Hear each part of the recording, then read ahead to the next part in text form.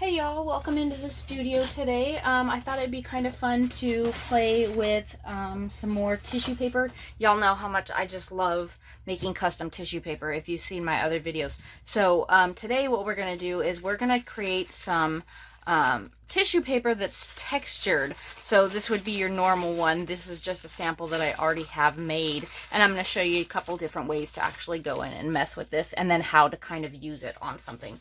So you can use any kind of stencil for this. You know, this is a little tiny one with just individual pieces on it. This one here has a bunch of different roses all in one piece. So it just depends on kind of what you're looking to put into your art or your art journal or whatever it is you're using them for. So you can use any kind of stencil you want. So the first thing that I'm going to do is I'm actually going to take and I'm going to create some stencils with this. I'm sorry. I'm going to use this stencil to create some cool patterns. And the first thing that I'm actually going to use is a very just basic white gesso, just white gesso. And I'm actually going to use this with just a little sponge dauber. I'm just going to kind of daub it in here just a little tiny bit. Nothing super thick or crazy or anything like that. And I don't want to brush it on. I want the texture to be in there. So I'm kind of just dabbing it on.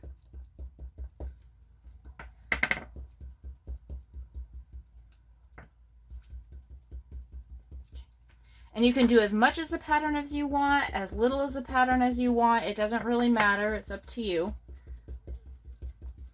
And what that's doing is that's creating that texture pattern. This is exactly like the one that I had in the sample before. So it's creating some really cool texture that is see-through. It's kind of like a white, kind of really, really light, so that it's not very obtrusive to your artwork. So that's kind of why I like doing it in the white. But I also have a sample of some pink mixed up, just so that you can kind of see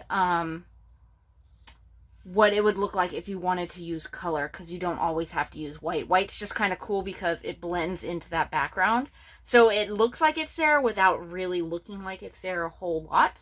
So I'm just going to, again, just dab it in some pink. This is mixed with just some plain pink acrylic, craft acrylic, and some gesso. So that's what I'm using right now. I'm doing it exactly the same way, just dabbing it on there so it creates some texture. You just want to make sure you don't get it too thick, because if you get too thick, it will go underneath your stencil and kind of smudge around underneath of there, and your image won't be very sharp. So just keep that in mind while you're doing it. All right, so now we have the white version and we have the colored version. You can do that with any kind of color you want. Okay, so we're going to move on to the next one. Let me just wipe down this stencil here real quick.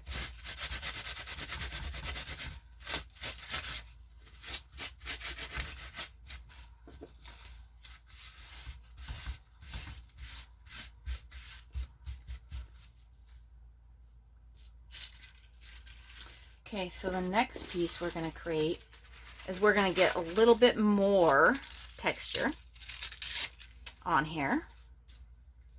I'm just going to use the same exact stencil. And this one we're going to use with a palette knife. So we're going to take some modeling paste. I'm sorry, molding paste. I always say it incorrectly. So molding paste. So we're going to take that. And we're going to do a white version.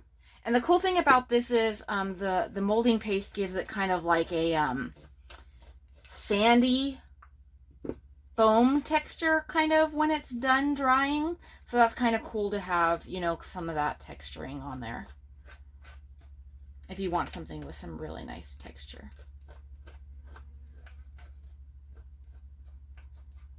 Okay, and then while I have it on here, I'm just going to go in and do it with a little bit of green that I've already added together, just so you can see some color.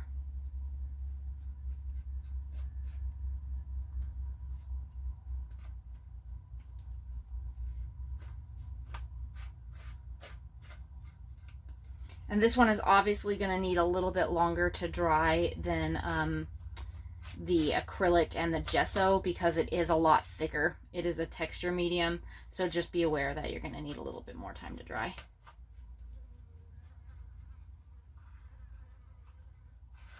And it's also a good idea when you're doing this to go in different directions so that you don't miss any holes in your stencil if you really want to make sure that it's 100% filled in. You want to go in different directions.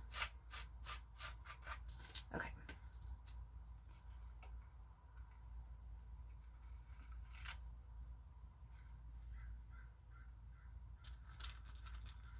And just be kind of gentle when you're pulling it off, so you don't tear it all up. So that there is the molding paste. And as you can see, it's really got some really nice thick texture, especially if you put it on a little bit thicker. And it is see-through around all the actual tissue paper. So once you put your mediums and stuff on it to glue it in, you will actually not see that tissue paper anymore. It'll just kind of leave kind of like a cool texturing around the rest of the texture. Okay, so I'm just going to do one more. And just for you guys who are wondering, yes, I do actually clean off my stencils. Typically I do it in between my work, but since I'm doing a quickie real fast, I'm not actually going to wash anything off. Once we're done, I will go and actually scrub it off so it doesn't have all this stuff on here. Okay, so the last thing that we're going to use is a gloss gel medium. You can also use a matte version of this. It's entirely up to you. The reason that I like using this is because once this dries, it actually gives you a really cool see-through translucent look. So it gives you the really cool see-through when your tissue paper dissolves and everything into your glue, but then it gives you like this really cool resisted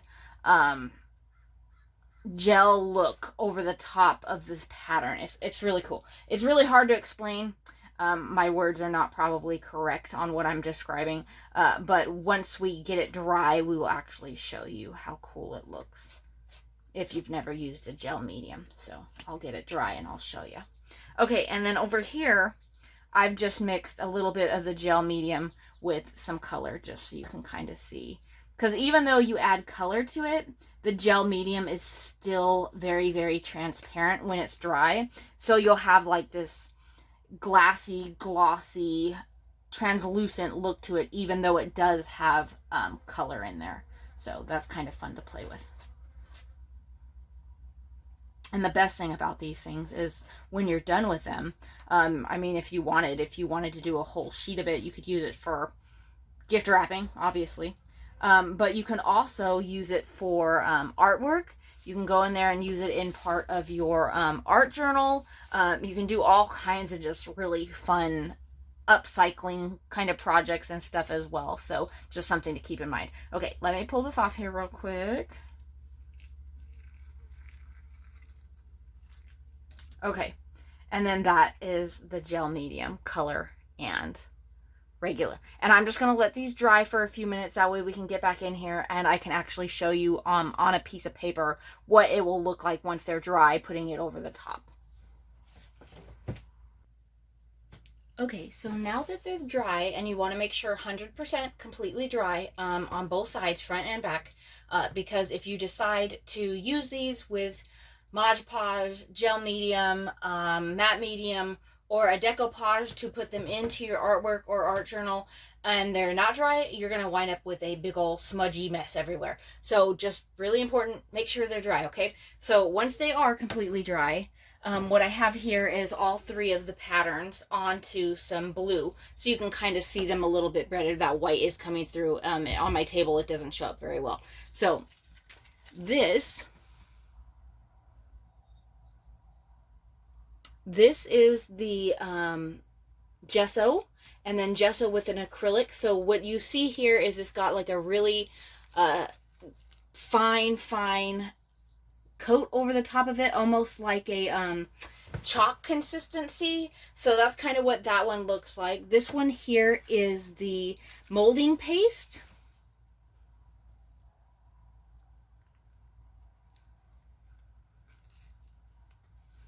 That one's got fantastic texture. It's kind of like a grainy, sandy, kind of thicker, much thicker than this. This is really thin. This actually has some substance to it. And then this one here is the gel medium.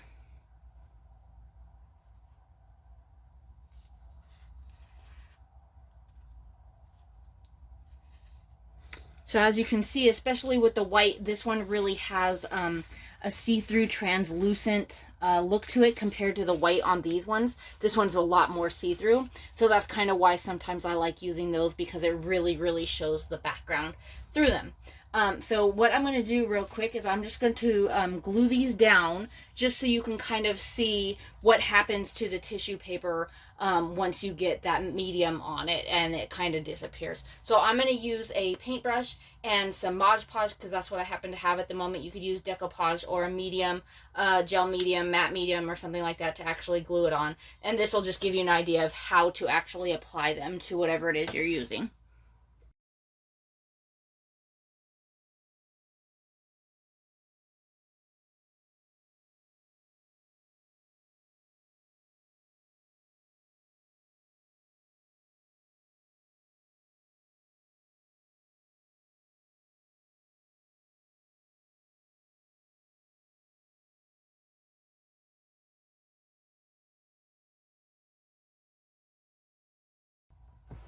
Okay, so now that they're mostly dry, I just wanted to show you, what they look like on that paper.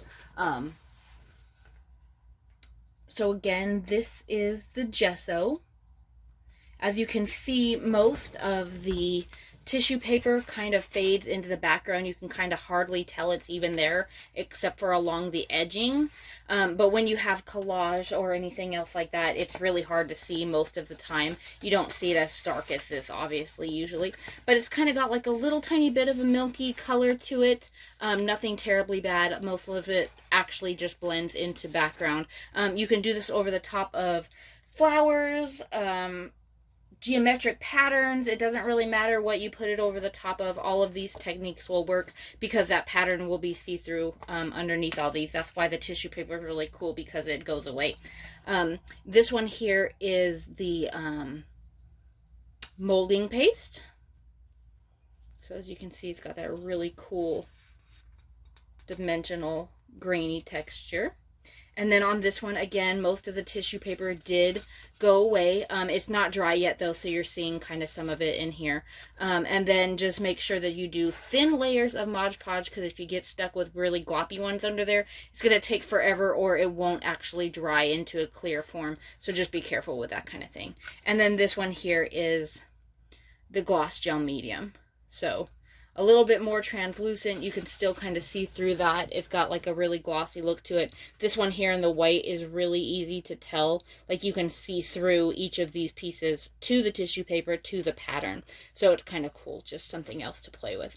So I hope you had a good time just kind of playing with some tissue paper and trying out some new texture things. You could also use this same thing with like a spackle or something from the hardware store.